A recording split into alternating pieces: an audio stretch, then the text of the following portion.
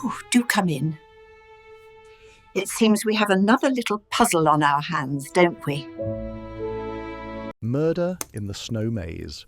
Welcome back to Mindful Musings, where we explore stories that challenge the mind and stir the soul. I'm your host, William, and today I'm bringing you a chilling tale from the quiet village of St. Mary Mead. As the snow falls gently outside your window, settle in as we follow Miss Jane Marple through a mystery where winter's beauty becomes a deadly trap. Let me take you now to that exceptional December, when pristine white walls held secrets more sinister than anyone could imagine. Chapter 1. The Maze Takes Shape. The exceptional snowfall that December transformed St. Mary Mead into something from a Christmas card. Drifts piled high against cottage walls, and the village green lay buried beneath a blanket of white that sparkled like crushed diamonds in the winter sun. It was the sort of weather that made children laugh with delight and elderly residents fret about their heating bills. Miss Jane Marple stood at her window, watching the snow continue to fall, when her nephew Raymond's voice crackled through the telephone. "Aunt Jane, you simply must see what they're building at the Blackwood estate. It's quite extraordinary." "What sort of construction would anyone attempt in this weather?" Miss Marple asked, adjusting her spectacles. "A snow maze, if you can believe it. Gerald Blackwood has hired professional snow sculptors from Switzerland. They're building walls 8 feet high across 2 acres of his grounds." Miss Marple's pale blue eyes sharpened with interest. Gerald Blackwood was not known for his charitable impulses. The wealthy landowner had made his fortune through means that, while technically legal, had left numerous casualties in his wake. That he would create something for public enjoyment seemed entirely out of character. "It's for charity," Raymond continued, as if reading her thoughts. "Opening December 21st for a Christmas fundraiser. All proceeds to the village hospital. There's even a £1,000 prize for the first person to reach the centre." After ending the call, Miss Marple wrapped herself in her warmest coat and ventured out into the crystalline afternoon. The walk to the Blackwood estate took longer than usual, her careful steps navigating the treacherous paths. But she was curious to see this ambitious winter construction. The estate grounds were alive with activity. Teams of workers moved with practiced precision, compacting snow into massive blocks, while others carved and shaped the emerging walls. At the centre of it all stood Gerald Blackwood himself, a tall man with steel-grey hair and cold eyes that missed nothing. "Magnificent, isn't it?" he called out to a gathering of onlookers. 2 acres of puzzle, designed by Dorothy Mills herself. She's created labyrinths for estates across Europe. Miss Marple observed Dorothy Mills directing the workers with quiet authority. A woman in her 50s with prematurely white hair pulled back in a severe bun. She moved through the, construction site with an architect's eye for detail. Thomas Reed, the construction supervisor, followed in her wake, translating her vision into reality with his team of snow sculptors. "The walls must be exactly 8 feet, Dorothy was saying to Reed. "Any lower, and people can see over them. Any higher becomes structurally unsound." Harold Price, introduced as the safety inspector, prowled the perimeter with a clipboard, testing wall stability and checking sight lines. Sarah Fletcher, Blackwood's estate manager, coordinated the chaos with remarkable efficiency, her sharp voice cutting through the winter air as she directed supplies and managed schedules. "It's quite an undertaking," a voice said beside Miss Marple. She turned to find Dr. Haydock, bundled against the cold. "Indeed," Miss Marple agreed, "though I must say it seems rather unlike Mr. Blackwood to organise something so generous." Dr. Haydock's expression darkened slightly. "Perhaps he's trying to improve his reputation. Heaven knows it could use some polish after the Morrison affair." Miss Marple knew of the Morrison affair, where Blackwood's testimony had destroyed a competitor's business, driving the man to bankruptcy. There had been whispers of falsified documents, though nothing was ever proven. As she watched the maze take shape, Miss Marple noticed the careful precision of its design. Dorothy Mills had created something truly complex, with paths that doubled back, dead ends that weren't immediately apparent, and a route to the centre that would require both logic and patience to discover. "Beautiful and treacherous," she murmured to herself, though whether she meant the maze or its patron, even she wasn't entirely certain. Chapter 2. Opening Day Disasters. December 21st dawned bright and bitter cold. The kind of morning that turned breath to clouds and made fingers ache despite thick gloves. The Blackwood estate had been transformed into a winter carnival, with coloured lights strung between posts and a tent serving hot chocolate to the gathering crowd. Miss Marple arrived early, partly from curiosity and partly from habit. She observed the eager families, excited children and competitive adults, all waiting for the maze to open at 10 o'clock. Gerald Blackwood stood at the entrance, basking in the attention and praise for his charitable gesture. "Ladies and gentlemen," he announced, his voice carrying across the grounds, "welcome to St. Mary Mead's first annual Snow Maze Challenge. Remember, first to the centre claims the £1,000 prize. May the best navigator win." The crowd surged forward as the rope dropped, and Miss Marple watched approximately 60 people enter throughout the morning. She stationed herself near the exit, timing their emergencies. Most took 45 to 60 minutes to navigate the complex paths. Several emerged looking frustrated and cold, having given up before reaching the centre. "Impossible," one red-faced gentleman muttered as he stumbled out. "Paths keep leading back to where you started." By afternoon, Miss Marple noticed the staff had developed a system for rescuing lost visitors. Sarah Fletcher coordinated from a platform overlooking the maze, using a megaphone to guide those who signalled for help by waving their scarves above the walls. At 3 o'clock, Gerald Blackwood announced he would enter the maze himself. "Time to test my own challenge," he declared with characteristic arrogance. "After all, I supervised every aspect of its creation." Miss Marple watched him disappear into the entrance, his expensive coat a dark figure against the white walls. She continued observing other participants, noting how they emerged rubbing their hands, having used the walls to steady themselves or test for openings. As 4 o'clock approached and closing time neared, Sarah Fletcher began checking her list. Her face gradually paled as she realised something was amiss. "Mr. Blackwood hasn't come out," she announced to the staff. "He entered at 3. Even if he knew the solution, he should have emerged by now." A search party formed quickly. Thomas Reed led the way, using the solution map Dorothy Mills had provided. They moved efficiently through the correct path, calling Blackwood's name. Miss Marple waited by the entrance, her keen eyes watching the other staff members' reactions. 15 minutes later, Reed's voice echoed from deep within the maze. "Get Dr. Haydock. Quickly!" The doctor hurried in with his medical bag, guided by Sarah Fletcher. The waiting crowd grew silent, sensing something terrible had occurred. When Dr. Haydock emerged 20 minutes later, his face was grim. "Gerald Blackwood is dead," he announced quietly to Inspector Slack, who had just arrived.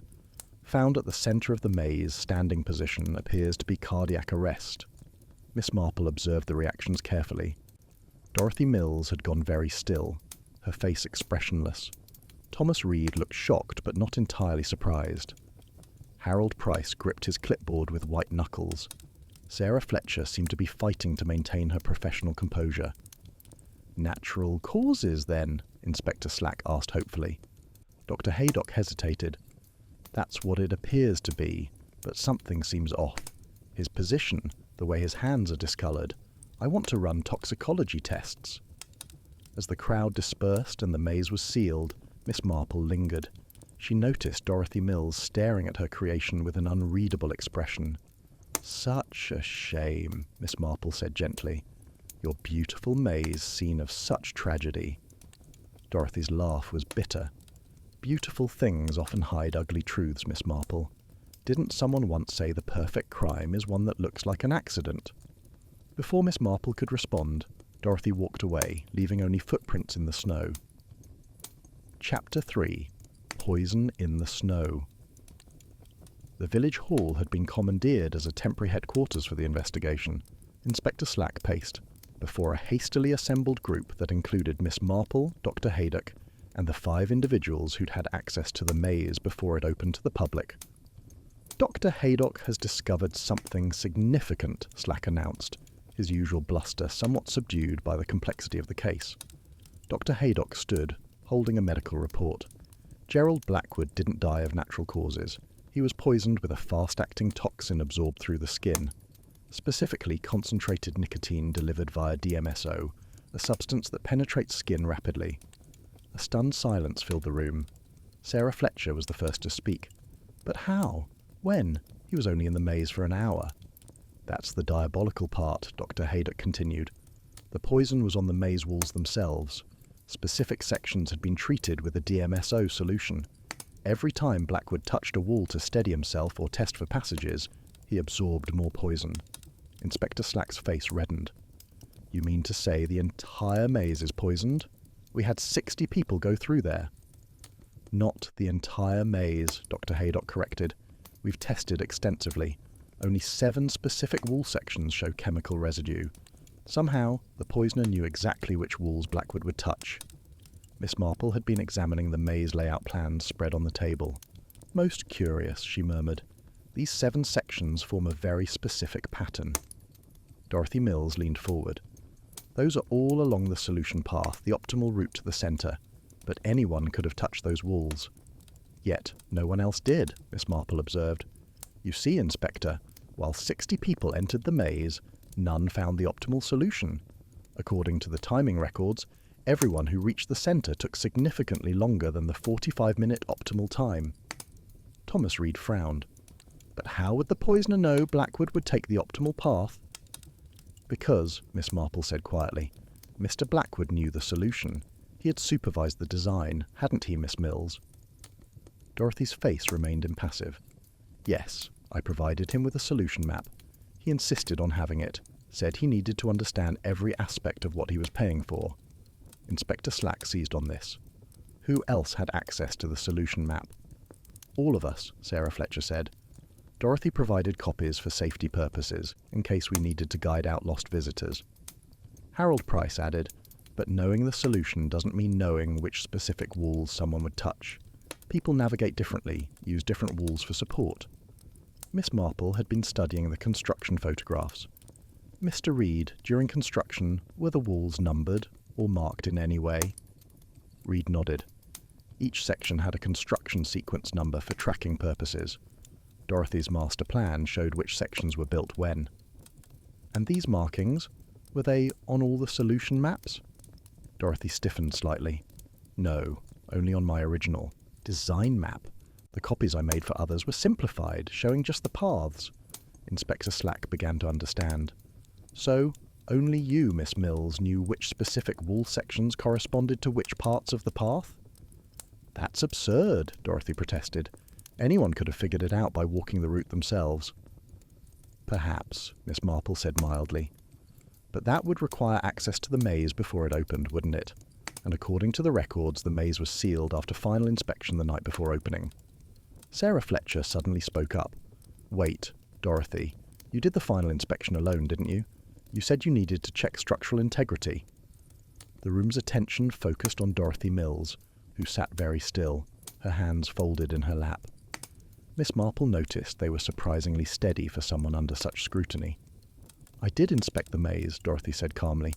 It's my reputation on the line if walls collapse and injure someone, but suggesting I poisoned specific sections is preposterous. Yet even as she spoke, Miss Marple observed the slight tightening around her eyes, the careful control in her voice that suggested secrets held close. Chapter 4. Dead Ends and Wrong Turns. The next morning brought fresh snowfall covering the maze in a pristine layer that made it look almost innocent. Miss Marple had received special permission from Inspector Slack to tour the maze before it was dismantled, accompanied by Constable Perkins for safety. Stay on the marked path, Miss Marple, the constable warned. The poisoned sections are cordoned off, but best not to touch any walls.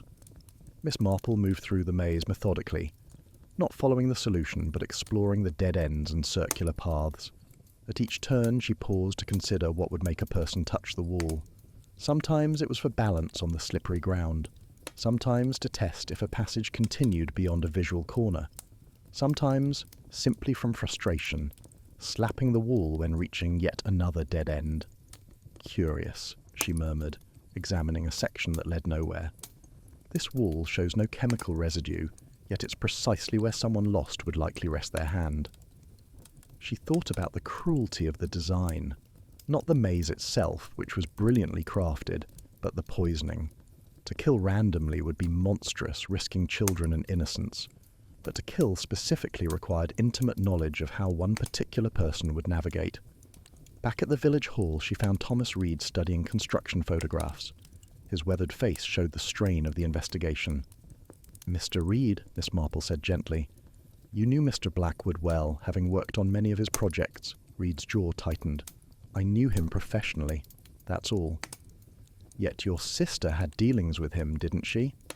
The change in Reed's expression was dramatic. His face flushed with anger before he controlled himself. How did you...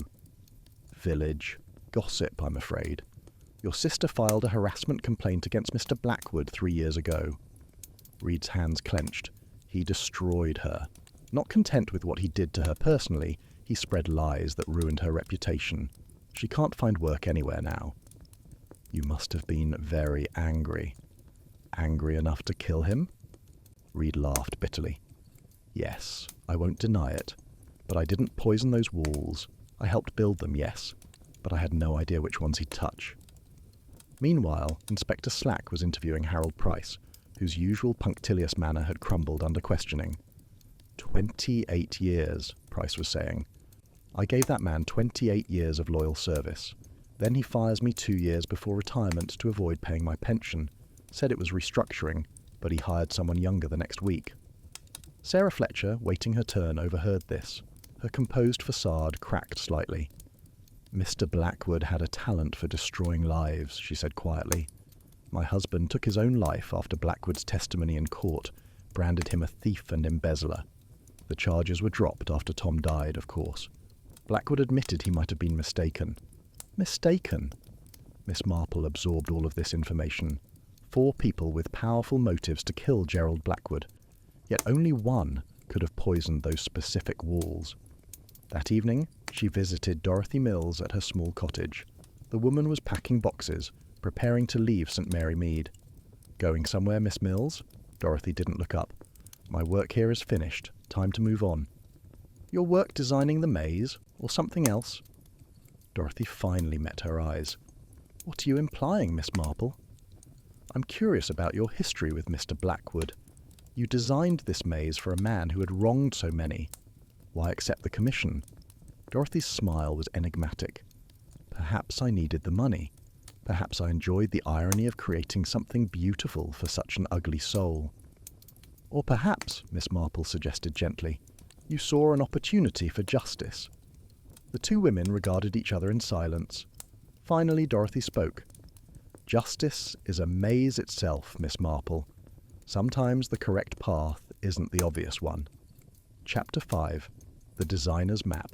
Inspector Slack had assembled everyone in the library of the Blackwood estate. The massive room felt cold despite the blazing fire, as if Gerald Blackwood's absence had drained the warmth from his own home. We've made significant progress, Slack announced, though his expression suggested frustration rather than satisfaction.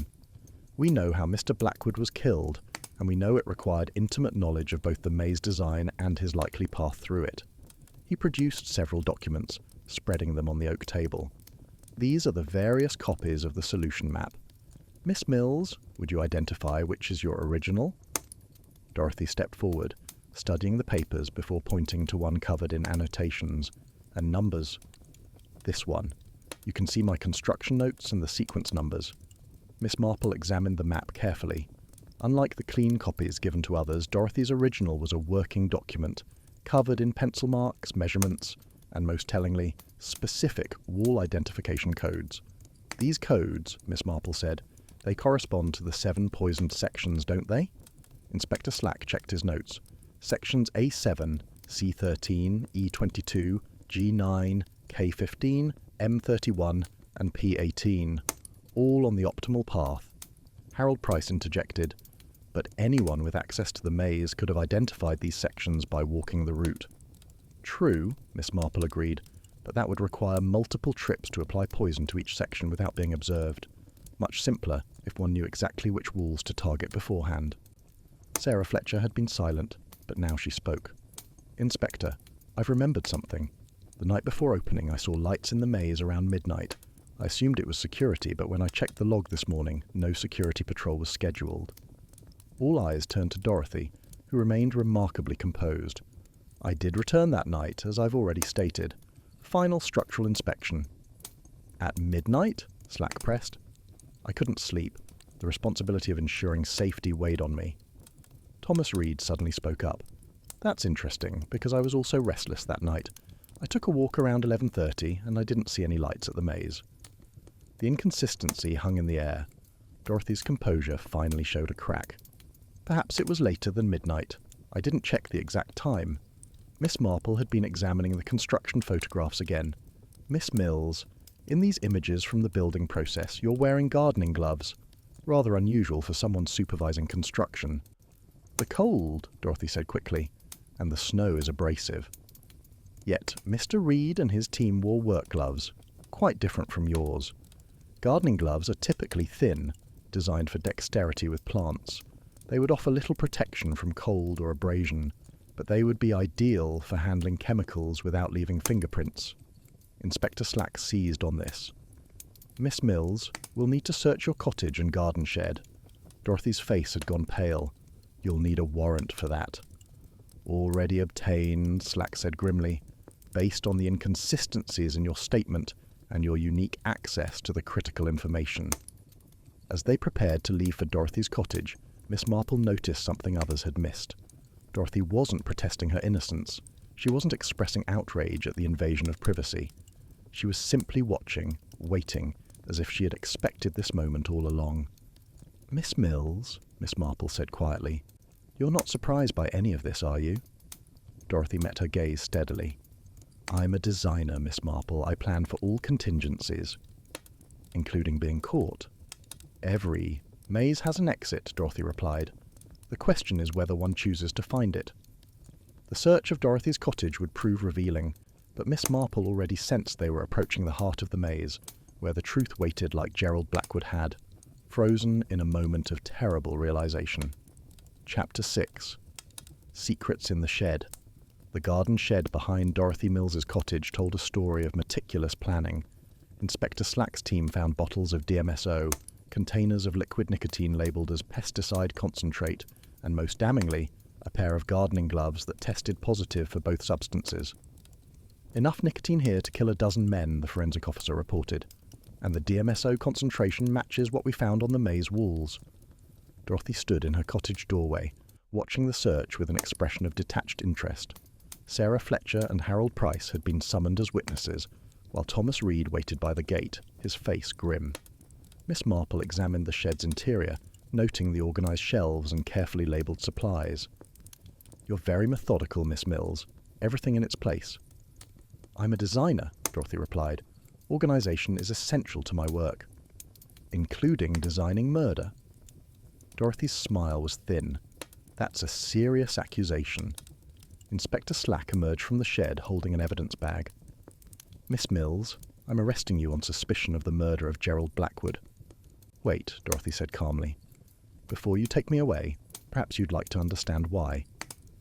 She walked to a locked drawer in her cottage and withdrew a folder, handing it to Slack. 20 years of documentation, Inspector. Everything Gerald Blackwood did to destroy my life. The folder contained business documents, legal papers, and correspondence. As Slack read, his expression shifted from skepticism to surprise. You were Blackwood's business partner? We built a design firm together, Dorothy said. I created, he managed finances, until he decided he wanted it all. He fabricated evidence of embezzlement, made it appear I'd stolen from clients. By the time I proved my innocence, the business was his, my reputation was destroyed, and I was bankrupt. Sarah Fletcher had been reading over Slack's shoulder. These documents, they prove Blackwood committed fraud. Yes, Dorothy agreed, but proving it and getting justice are different things. Blackwood had expensive lawyers and connections. I had nothing. Thomas Reed spoke up unexpectedly. So, when he hired you to design the maze? He didn't know it was me at first, Dorothy explained. I changed my name, my appearance. 20 years changes a person. But when we met in person, I saw recognition dawn in his eyes. He knew who I was, and he was amused. The great Gerald Blackwood hiring the woman he destroyed to create his Christmas charity maze. Miss Marple had been studying the correspondence. He was taunting you. Every meeting, every email, subtle, references to our past, reminders of what he'd taken. He even joked about the maze being a partnership like old times. Inspector Slack set down the folder. This explains motive, but it doesn't excuse murder. Doesn't it? Dorothy challenged. How many lives did Blackwood destroy? How many people suffered while he prospered from his crimes? The law failed all of us. Harold Price nodded slowly. My pension, 28 years of work, gone because he wanted to save money. Sarah Fletcher's voice was bitter. My husband's life destroyed by false testimony. Thomas Reed added, my sister's career ruined by his lies. Dorothy looked at each of them. You all had access to the maze. Any of you could have done it. But they didn't know which walls to poison, Slack pointed out. Didn't they? I gave them maps. Simplified maps, without the section codes. Dorothy's smile was enigmatic. Inspector, have you considered that perhaps I wasn't working alone? The suggestion sent a ripple of tension through the group. Miss Marple observed each face carefully, noting the sudden wariness in their expressions. An interesting theory, she said mildly. But the evidence points to a single person who knew exactly which walls to poison. Evidence can be misleading, Dorothy replied, like a maze with multiple paths that seem correct but lead nowhere. She was playing a game, Miss Marple realized, creating doubt and confusion. But why? What did she gain by implying conspiracy? Chapter 7. The Solution Path. That evening, Miss Marple sat in her parlour studying copies of all the maze maps. The solution path was elegant in its misdirection, requiring counterintuitive choices at several junctions. Most people would naturally turn right at the third intersection, but the correct path went left into what appeared to be a dead end, then revealed a narrow passage hidden by the angle of the walls. Brilliant design, she murmured, tracing the route with her finger, and deadly for someone who knew it. Her nephew Raymond called, having heard about the arrest. So, it was the designer all along? It appears so, Miss Marple replied carefully, though something troubles me. What's that? Miss Mills is too intelligent to leave such obvious evidence. The gloves, the chemicals in her shed, all so easily found. Perhaps she wanted to be caught. Some criminals do. Miss Marple considered this. Perhaps. Or perhaps she's still designing, even now. The next morning brought unexpected developments. Dorothy Mills's lawyer had arrived from London, a sharp-dressed woman named Patricia Hartwell who immediately challenged the evidence. My client admits to having these substances for legitimate pest control. DMSO is used in veterinary medicine, which my client used for her dog's arthritis. The nicotine solution is a common organic pesticide. Inspector Slack was frustrated. The concentrations are far beyond normal use. Prove it, Hartwell challenged. Show me the law that limits how much pesticide a person can own. Meanwhile, Miss Marple visited each of the other suspects, asking seemingly innocent questions about their movements the night before the maze opened. Harold Price had been at the village pub until closing. You can check with the landlord. I was drowning my sorrows about my lost pension. Sarah Fletcher claimed to have been at home, alone, reading and trying not to think about the next day's event. Thomas Reed had taken his walk, as he'd mentioned. Needed to clear my head. The thought of working for Blackwood even on this project made me sick. Each had opportunity, but Dorothy's map remained the crucial evidence. Only she had the detailed knowledge of which walls to poison. That afternoon, Miss Marple returned to the maze one final time. The walls were being dismantled, the snow sculptures returning to ordinary drifts. She stood at what had been the centre, where Gerald Blackwood had died. He stood here believing he'd won, she said to Constable Perkins, first to the centre, claiming victory. Ironic, isn't it? Perkins replied. He designed his own death trap in a way, insisting on having the solution. Miss Marple's eyes sharpened. What did you say? Just that, if he hadn't known the solution, hadn't followed the optimal path, he might have lived. A thought struck Miss Marple with sudden clarity. She hurried back to examine the maps again, this time comparing Dorothy's original with Blackwood's copy. They were identical in every respect except one. Dorothy's had the construction codes, while Blackwood's had something else, small marks at certain junctions, barely visible unless one looked closely. Oh my, she breathed, understanding finally dawning. She telephoned Inspector Slack immediately. Inspector, I need you to examine Mr. Blackwood's copy of the solution map, the one found in his study. We have it in evidence. Why? Because I believe it shows something crucial.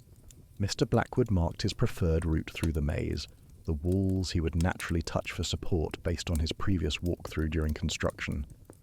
There was silence on the line, then Slack's voice, excited now. "You mean Blackwood himself identified which walls he'd touch?" "And someone saw that marked map," Miss Marple confirmed. "Someone who had access to his study."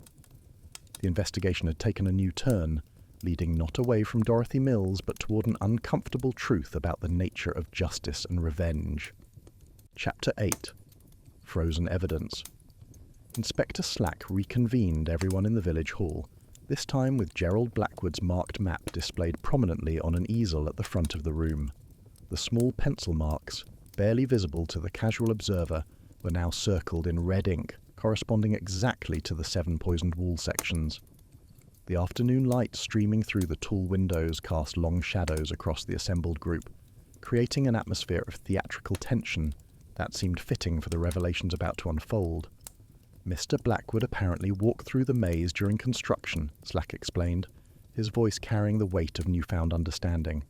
"He marked the walls he used for support, creating what amounts to a personal navigation guide.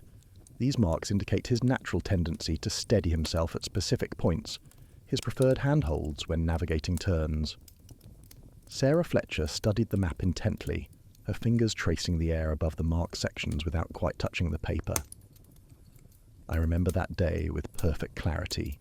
It was a Thursday, unseasonably warm for December. He insisted on testing the route before the walls were completed, said he wanted to understand the customer experience. But that was just his cover story. What he really wanted was to ensure he could win his own challenge." Thomas Reed nodded slowly, his weathered face showing recognition. "He made us wait while he went through 3 times, timing himself, making notes. The construction crew was frustrated because we were losing daylight, but Blackwood wouldn't be rushed. He had me follow him on the 3rd run, pointing out where he thought the walls needed to be smoother or higher." "And this map was kept where?" Miss Marple asked, though her tone suggested she already knew the answer. "In his study," Sarah replied, her voice taking on a bitter edge. "He had it framed, actually. Displayed it prominently behind his desk like a trophy, proud of solving it in under 40 minutes when the design suggested it should take at least 45. He would point it out to visitors, boasting about his analytical mind." Inspector Slack's expression grew grimmer.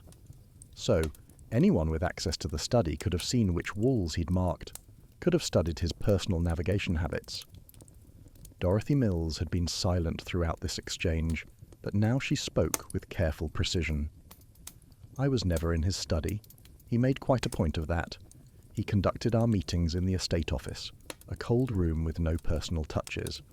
I believe he enjoyed keeping me at arm's length, allowing me close enough to work, but never close enough to be comfortable." "That's true," Sarah confirmed reluctantly, though clearly uncomfortable with supporting Dorothy's statement.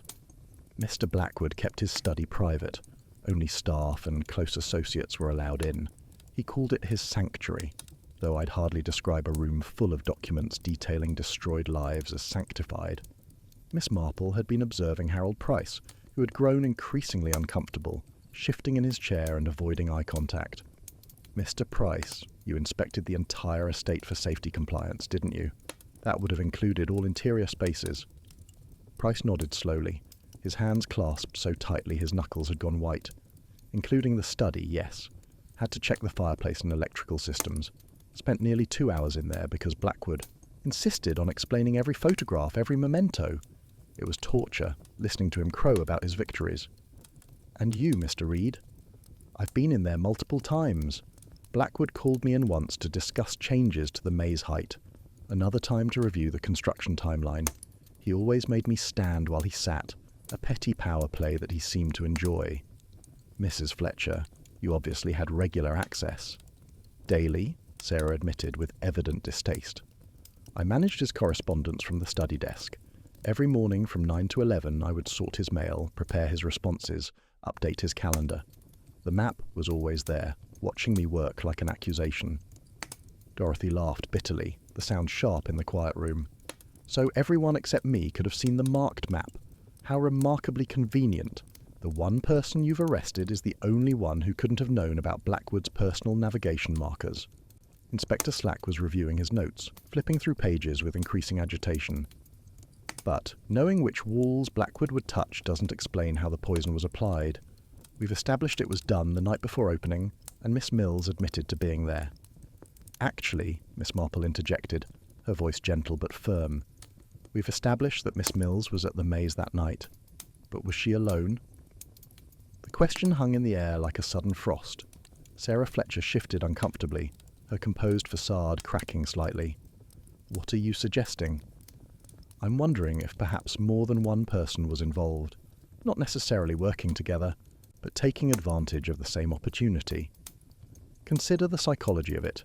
Multiple people, all wronged by the same man, all with access to different pieces of information, all reaching the same conclusion independently. Thomas Reed's face flushed with anger. That's absurd. You're saying multiple people independently decided to poison the maze? What are the odds of that? Higher than you might think, Miss Marple replied calmly. When someone has created as many enemies as Mr. Blackwood had, when he's tormented them all so thoroughly, it's not surprising that more than one might choose the same moment to act. The maze opening was a perfect opportunity, a public event where Blackwood would be vulnerable, where his arrogance would lead him to test his own challenge. She paused, allowing her words to sink in before continuing. Consider this scenario. Miss Mills goes to poison specific walls based on her design knowledge. She believes she's acting alone, taking her carefully planned revenge. But someone else, having seen Blackwood's marked map, follows with their own poison, targeting the same walls.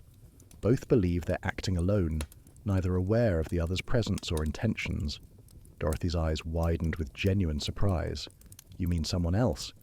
Used your crime to cover their own, Miss Marple finished. After all, if poison is already present, adding more simply ensures success.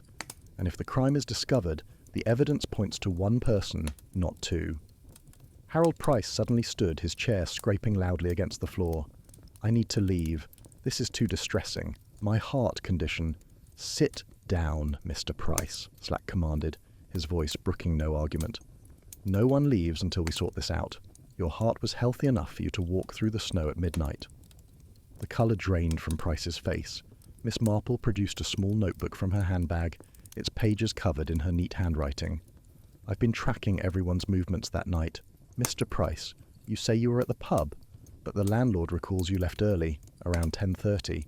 You settled your tab, and said you needed fresh air. Price's voice was barely a whisper. I went home. By way of the Blackwood estate. It's on your route. In fact, it's only a 5-minute detour from the direct path to your cottage. I might have walked past. I often did, looking at what had been stolen from me. Sarah Fletcher gasped, her hand flying to her mouth. Harold, you didn't. Please tell me you didn't. The dam broke. Price's composure shattered completely as tears streamed down his weathered face. He had 28 years of my life, my entire pension, gone. My wife died thinking we'd have security, and he took it all. She spent her last days worrying about money instead of finding peace. The confession poured out in a torrent of long-suppressed rage and grief. I saw Dorothy at the maze. I knew what she was doing. I recognized the careful way she moved, the gloves, the small bottle she carried. I had my own supply of nicotine from my greenhouse. I'd been using it as pesticide for years. I thought, if we both... You'd share the guilt, Miss Marple said gently. Neither fully responsible, both achieving the same goal.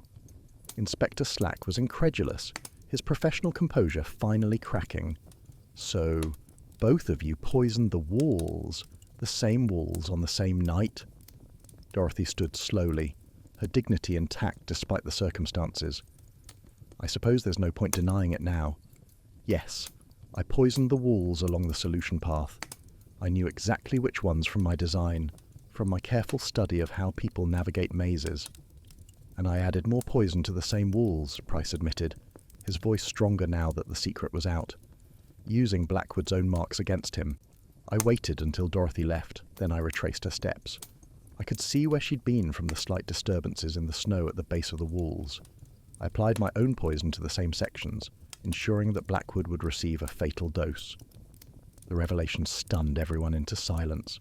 2 independent murders targeting the same victim, using the same method, on the same night. The statistical improbability of it was overwhelming, yet here was the truth confessed by both parties. Miss Marple observed, the faces around her with deep sadness. Two people, driven beyond endurance, found the same solution to their shared problem, neither knowing of the other's plan, both believing they alone would bear the burden of murder. Chapter 9. Justice in the Snow. The aftermath of the double confession sent shockwaves through St. Mary Mead that would resonate for years to come. Two respectable citizens, pillars of the community in their own ways, driven by Gerald Blackwood's systematic cruelty to commit murder, each unaware of the other's actions until the very moment of revelation. The local newspaper would later describe it as the murder that was committed twice, though this sensationalist headline failed to capture the deep tragedy of the situation. Inspector Slack sat with Miss Marple in her parlour 3 days after the confession, still processing the case's unprecedented conclusion. Outside, spring rain washed away the last traces of winter, as if nature itself was trying to cleanse the village of its dark secret. The inspector looked older, worn down by the complexities of a case that challenged everything he thought he knew about criminal behaviour. "In 30 years of policing, I've never seen anything like it," he said, accepting a cup of tea with hands that trembled slightly. "I've seen conspiracies, certainly, multiple people working together to commit murder, but this, two people independently choosing the same victim, the same method, the same night, it defies all probability." "Human nature is endlessly complex," Miss Marple replied, her knitting needles clicking steadily as she worked on what appeared to be a blanket in soft spring colours. "When you push people to their absolute limits, when you systematically destroy everything they hold dear, you create a situation where the impossible becomes inevitable. Two people, pushed beyond endurance, choosing the same solution to their problem. It's remarkable, really, that there weren't more." "But how did you know? What made you suspect there were two poisoners?" Miss Marple set down her knitting, her blue eyes focusing on the inspector with characteristic sharpness. "Several things troubled me from the beginning. First, the amount of poison found in Mr. Blackwood's system. Dr. Haydock mentioned it was enough to kill him twice over. At first, I thought it was simply thoroughness, a desire to ensure success. But that didn't align with Dorothy Mills's character. She's a designer, a planner. She would have calculated the exact dose needed, no more, no less." "The excess suggested a second source," Slack said, understanding dawning. "Precisely. Then there was the matter of timing. Dorothy was seen at the maze around midnight, yet Harold Price left the pub at 10:30. The distance to his cottage is a 15-minute walk, but it took him over an hour to arrive home. His wife mentioned it the next day, worried he'd fallen in the snow. Where was he for that missing time?" She picked up her knitting again, the rhythmic motion seeming to help her organize her thoughts. "Finally, there was the psychological aspect. Both Dorothy and Harold were meticulous people, careful and controlled. Yet the murder seemed both carefully planned and desperately impulsive. That contradiction suggested two different approaches overlapping." Slack shook his head in amazement. "They might have gotten away with it if they'd coordinated."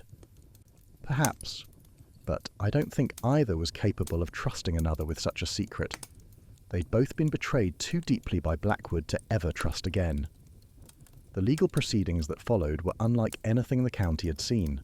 Dorothy Mills's lawyer, Patricia Hartwell, argued brilliantly for manslaughter rather than murder, citing years of provocation and psychological damage from Blackwood's fraud. She presented evidence of Dorothy's destroyed business, her 20 years of struggle to rebuild her life, and the calculated cruelty of Blackwood hiring her specifically to torment her. "My client was subjected to psychological torture," Hartwell argued in court. "Gerald Blackwood didn't just destroy her business, he destroyed her faith in justice itself. When he hired her, knowing who she was, taunting her with their shared past, he reignited trauma that had never truly healed." Harold Price's defense, led by a young barrister named James Whitman, took a similar but distinct approach. They emphasized his age, his stolen pension, and the death of his wife while worrying about finances that should have been secure. "Mr. Price gave the best years of his life to Gerald Blackwood," Whitman stated. 28 years of loyal service rewarded with betrayal. His wife died believing they were destitute, when in fact they should have been comfortable. This wasn't a calculated murder. It was the desperate act of a man pushed beyond human endurance. The trial became a parade of Blackwood's victims. Sarah Fletcher testified about her husband's suicide, how Blackwood's false testimony had destroyed an innocent man. She spoke with quiet dignity about finding her husband's body, about the note that said he couldn't bear the shame of accusations he couldn't disprove. Thomas Reed spoke about his sister, once a promising architect, now working as a grocery clerk, because Blackwood's harassment allegations had made her unemployable in her field. She was brilliant, Reed said, his voice thick with emotion. She could have designed buildings that would have stood for centuries. Instead, she stocked shelves, afraid to even use her real name on job applications. Even people not directly connected to the case came forward. A businessman from London testified about how Blackwood had stolen his patents through legal manipulation. A widow from Manchester explained how Blackwood's company had refused to pay out her husband's life insurance on a technicality Blackwood himself had inserted into the contract. The portrait that emerged was of a man who had weaponized the law and social position to crush anyone who opposed him or had something he wanted. Gerald Blackwood hadn't just been wealthy, he had been actively, creatively cruel. The maze had been completely dismantled by this point, but its memory lingered in the village consciousness. Children who had walked through it safely told stories of the adventure, unaware of how close they'd come to danger. Parents shuddered at the thought of what might have happened if their children had chosen the optimal path. Touched the wrong walls. The £1,000 prize, never claimed, was donated to the village hospital by unanimous decision of the estate's executors. It seemed fitting that money meant to reward solving the maze would go toward healing rather than celebration. Miss Marple visited Dorothy Mills in custody the day before the verdict. The woman was being held in the county jail, a Victorian building that seemed to suit her austere demeanour. She looked oddly at peace, sitting in a cell with perfect posture, reading a book on Japanese garden design. "Planning your next creation?" Miss Marple asked gently. Dorothy looked up, a slight smile touching her lips. "One must always be planning something, Miss Marple. Otherwise the mind turns to darker thoughts. Do you regret it?" Dorothy closed her book carefully, considering the question, with the same methodical approach she'd applied to everything else. "I regret that it came to this. I regret that the law failed so many of us. I regret that Harold Price felt driven to the same desperate action. But Blackwood himself? No, I don't regret his death. He was a cancer in human form, spreading suffering wherever he touched. You could have simply refused the commission when he contacted you, and let him continue destroying lives. He would have found other victims, caused more suffering. When he reached out to me, when I realized he knew exactly who I was and was enjoying the irony of hiring me, I saw it as opportunity." Miss Marple studied her carefully, noting the calm acceptance in her eyes. "You planned this from the moment he contacted you." "I recognized the opportunity," Dorothy admitted without shame. "When he hired me, knowing who I was, taunting me with it, I saw the maze not as a puzzle but as a solution. Every wall I designed, every turn and dead end, I was thinking about how to make it serve my purpose. The optimal path wasn't just the fastest route to the centre, it was the path to justice." "And Mr. Price?" Dorothy's expression softened slightly, showing the first real emotion Miss Marple had seen from her. "I didn't know about Harold. When I saw him that night, following me, I thought he was going to stop me. I almost ran. Then I realized he was waiting, watching. When I left, I saw him approach the same walls I had just poisoned. We never spoke, never acknowledged what we'd done, but in that moment I think we understood each other perfectly. Two people seeking the same justice." "Justice?" Dorothy laughed, but it wasn't bitter this time, merely sad. "We committed murder, Miss Marple. Let's not dress it up as something noble. We're killers, Harold and I. The fact that our victim deserved it doesn't change what we are." Yet there was something noble in her refusal to shift blame or make excuses. She owned her actions completely, accepting the consequences with the same methodical planning she'd applied to the murder itself.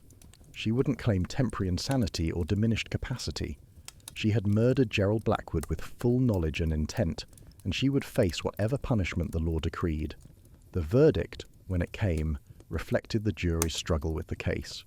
Dorothy Mills was found guilty of manslaughter, not murder, with a recommendation for leniency based on extreme provocation. She received 12 years, but would likely serve 8 with good behaviour. Harold Price, considering his age and health, received 8 years but would probably serve only 4. The judge, in his summary, noted the exceptional circumstances of the case and the systematic persecution both defendants had endured. The village was divided in its reaction. Some called for harsh punishment, arguing that murder was murder regardless of the victim's character. Others viewed Dorothy and Harold as heroes who had rid the world of a monster.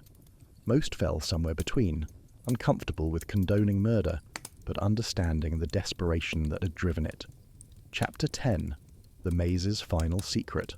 3 months after the trial, spring had fully arrived in St. Mary Mead, transforming the landscape from winter's stark beauty to the gentle pastels of new growth.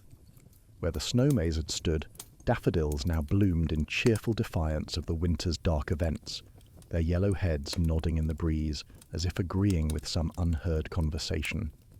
Miss Marple walked through the Blackwood estate, now in probate with no clear heir, the grounds open to the public by court order, while the lawyers sorted through the complex legal situation. The estate felt different without its master's oppressive presence.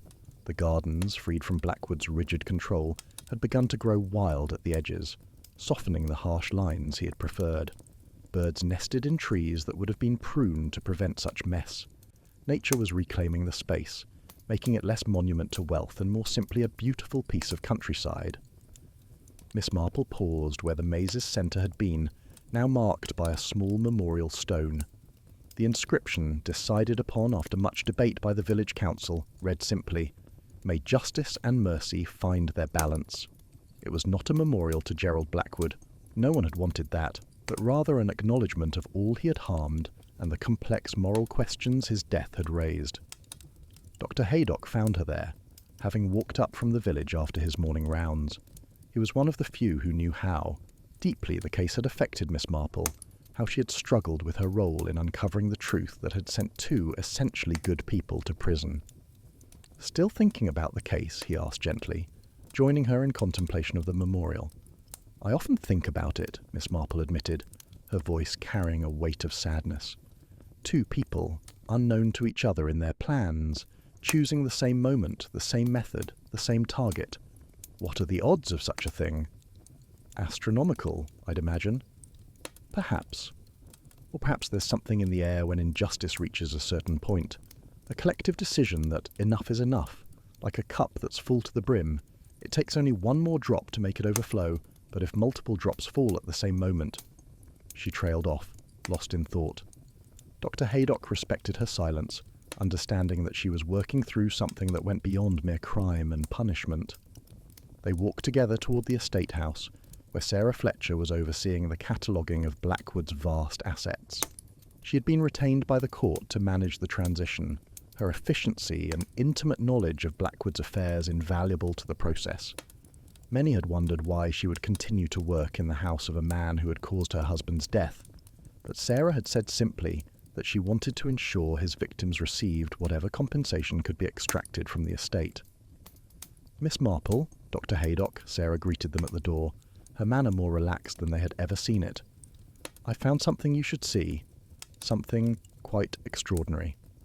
She led them through the house, past rooms full of expensive furniture and art that would soon be auctioned, to Blackwood's study.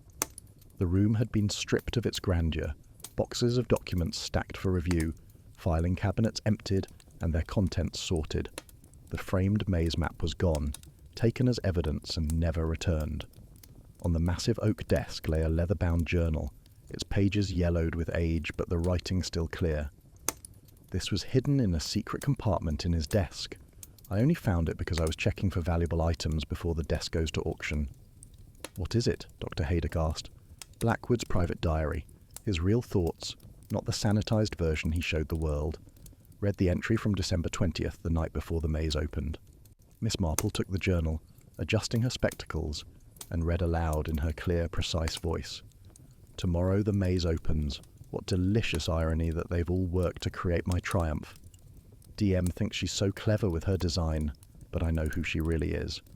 Dorothy Mills, my former partner, the woman I destroyed 20 years ago. Does she think I don't recognize her beneath that white hair and thin face? I hired her specifically because I recognized her, because I wanted her to suffer again, to be forced to create something beautiful for the man who ruined her. HP haunts the grounds like a ghost, believing I don't notice. Harold Price, my faithful employee for nearly 3 decades, whom I discarded like rubbish when it suited me. He walks past the estate every evening, looking at what he'll never have. Sometimes I watch from this window and laugh. SF manages my house while hating me for her husband. Sarah Fletcher, so proper and efficient, not knowing that I kept the evidence that could have cleared her husband's name. It's in my safe, has been all along. I could have saved him. But why would I? His suffering, and then hers, amused me. TR builds my maze while seething about his sister. Thomas Reed, such a strong man reduced to impotent rage by what I did to his family.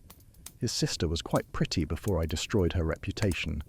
Now she hides from the world, and he blames me. Rightly so. They all think they're hiding their feelings, but I see everything. I've destroyed them all, and yet they still serve me, still take my money, still build my monuments. Tomorrow, I'll walk through that maze as a conqueror, having forced my enemies to build my triumph. The poetry of it is exquisite. The room fell into stunned silence. Blackwood had known everything, had orchestrated their continued suffering deliberately, had revelled in the pain he'd caused. He knew Dorothy's identity all along, Dr. Haydock said quietly, his voice filled with disgust. Sarah nodded, her face pale. He hired her specifically because she was Dorothy Mills. He wanted to torment her. There's more. Keep reading. Miss Marple turned the page and continued. I've been thinking about the maze design. Dorothy has created something truly remarkable, a puzzle that will frustrate and defeat most who attempt it. But I have the solution, my own marked map showing the exact path I'll take. I'll be the first to the centre, claiming the prize I've put up myself. Another victory over the simple-minded people of this village. I've noticed something interesting about the construction.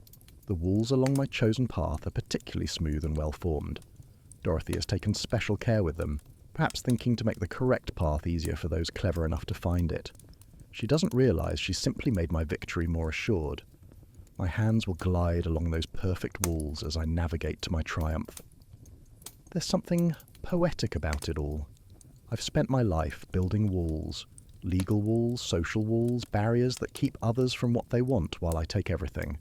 Now, I'll conquer a maze of actual walls, built by my victims, designed by my greatest enemy. The metaphor is almost too perfect. Miss Marple closed the journal, unable to read more.